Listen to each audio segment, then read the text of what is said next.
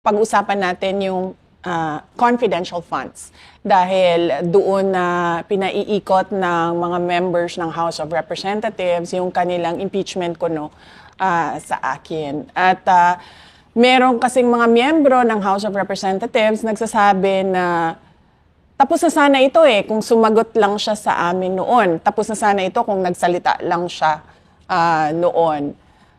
Pero hindi kasi makatotohanan yung sinasabi nila na hindi ako sumagot.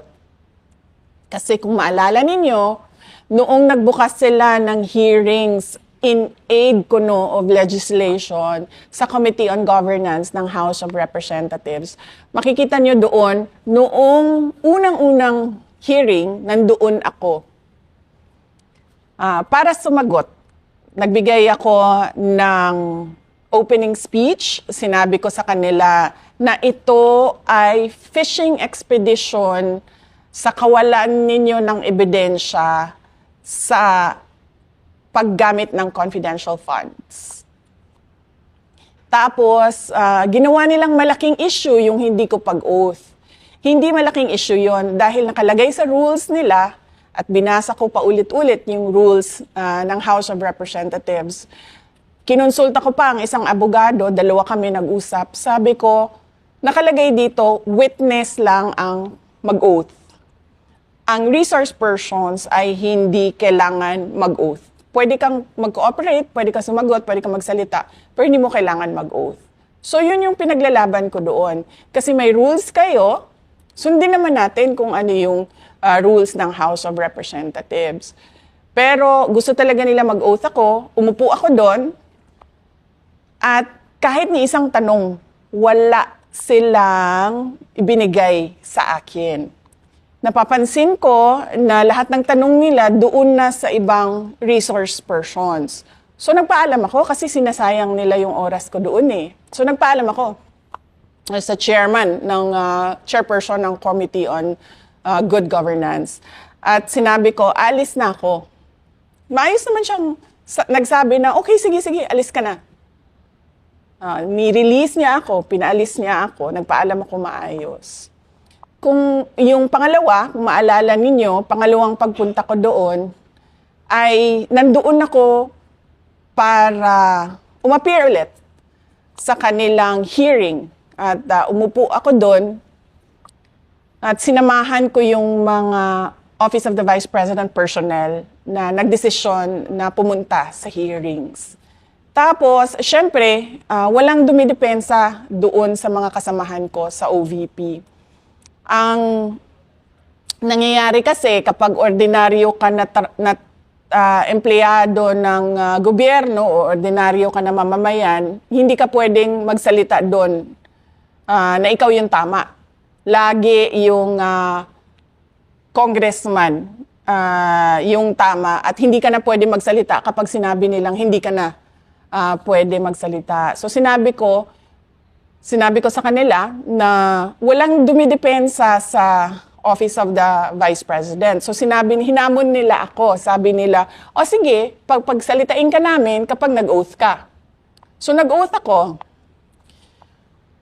Noong nag-oath ako, pinaupo nila ako balik, tapos wala na naman silang tanong. Kahit isang tanong.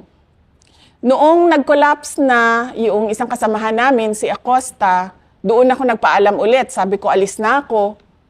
Kasi kailangan ko puntahan sa hospital yung kasama ko.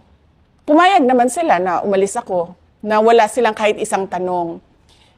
Ang totoo niyan, wala silang maitanong sa akin kasi hindi handa yung script nila sa mga tanong. Kung makikita nyo sa mga hearings nila, may binabasa yan sila na script. At yung script na yon, gawa yon ng abogado. Kasi nga, isa siyang fishing expedition for evidence. Naghahanap sila ng kung ano yung pwede nilang gawing ebidensya. Kaya sila nagbabasa. Kapag wala doon, hindi nila masabi. Kasi lahat yan, nakikita nyo, binabasa lang nila. Base sa kung ano yung sinabi ng abogado na itanong ninyo. Kasi ito yung kailangan namin na ebidensya. Na ito din yung sinasabi ko lagi sa lahat ng abogado. Hindi ka pwedeng magbukas ng in aid of legislation, tapos gagamitin mo yung kapangyarihan ng committee na yon para ka kumuha ng ebidensya at sasabihin mo, ay, ito yung kamalian. Nakikita na namin. Hindi pwede yun. So, yun yung sinasabi ko na, na hindi totoo, na hindi ako pumunta, hindi ako sumagot, nandun ako 2 beses, wala ni isang tanong sa akin. Kasi, hindi sila handa na magtanong sa akin. Wala ako sa script na binabasa nila. Pangalawa, kahit pa man na alam ko na fishing expedition yon ng ebidensya, nandun pa rin ako. Umupo pa rin ako, nagpakita pa rin ako sa kanila para makita ng taong bayan na pumunta ang Vice President.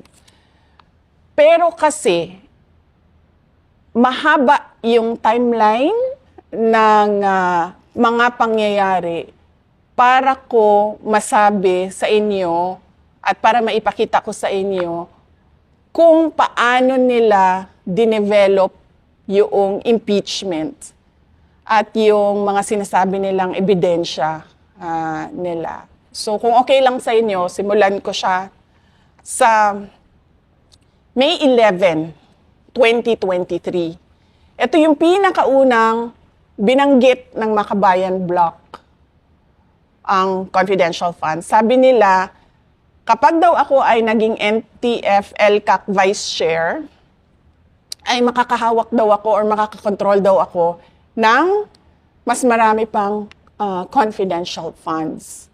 So, as early as May 11, 2023, nakikita nyo may script na sila. Bakit ba ayaw ako ng Makabayan? So, explain ko lang sa inyo. Kasi sa trabaho ko doon sa Davao City bilang mayor noon, yung programa namin na Peace 911, yung programa na nagtapos sa insurhensiya doon sa Paquibato District ng Davao City, tinarget talaga namin yung mga party list groups na alam namin at may ebidensya siya na meron silang linked sa CPP, NPA, NDF. At ito yung Makabayan Bloc. Sasabihin man nilang red tagging yan, hindi totoo. May ebidensya na merong mga members, ang mga Makabayan Bloc, na galing sa kanila papunta sa NPA. Minsan nga, marami ang nagsasabi, yung mga dating rebelde, na-recruit sila galing doon sa Makabayan Bloc ng mga party list groups. So sumunod nun ay August 8, 2023. Sinabi na ni Franz Castro, sabi niya, OVP's 500 million in confidential funds should be realigned to PCG. So nung sinabi niya yon, napaisip ako, sabi ko, ang Makabayan Bloc, friendly sila sa administration. 'Di ba? Hindi naman sila Makabayan Bloc, wala sa kanila yung prinsipyo ngayon ng korupsyon ng administration eh. Hindi nila nilalabanan yon. So nung nakita ko na nagsalita si Franz Castro kontra sa isang cabinet secretary, sa isang kaalyado ng administrasyon, naisip ko, may go signal ito na kalabanin niya yung 2 opisina. So, merong nagsabi sa kanya na okay lang atakihin mo yung cabinet secretary namin at yung kaalyado namin.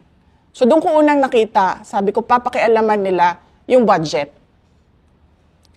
Sumunod noon, nung August 24, 2023, makikita ninyo sa timeline, nagsabi na sila, kailangan investigahan yung 125 million na confidential funds.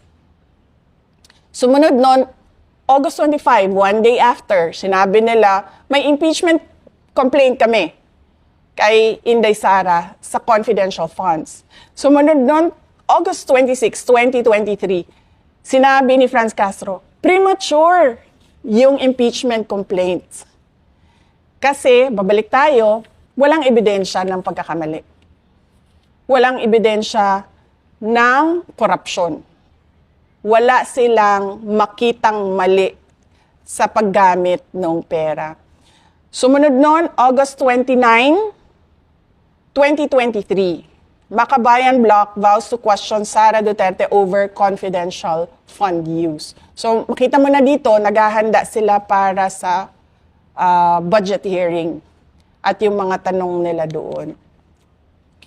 Pagkatapos nito, makikita nyo, September 4, 2023, Makabayan Bloc, why 2.3 billion ang budget? Bakit daw 2.3 billion ang budget ng Office of the Vice President? Nung nag-appear si Franz Castro sa hearing ng Commission on Audit, sumunod na araw nun, September, or a few days after, September 14, lumabas yung unang-unang Audit Observation Memorandum sa confidential funds ng Office of the Vice President. So makita mo yung timeline. Binuksan nila yung usapan ng confidential funds. Pagkatapos, kinestyon nila bakit may confidential funds. Ngayon, dahil sabi niya, still premature.